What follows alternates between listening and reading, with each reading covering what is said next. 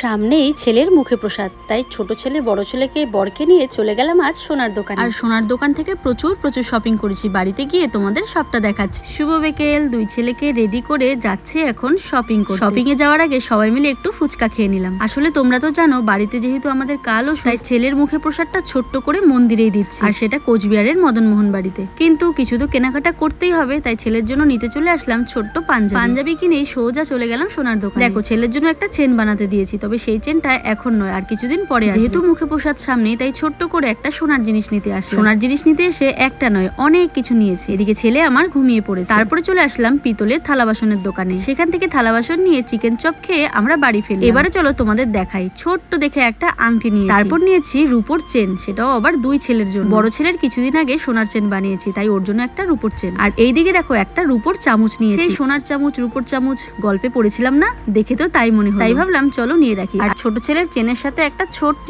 লটকের মতো। আর এই হচ্ছে ছেলের চিকনকারির পাঞ্জাবিটা খুব সফট বলে নিয়েছি, সাথে দুটো সেন্টো গেঞ্জি আর কাঁসার থালা বাসন। এই ছিল কেনাকাটা।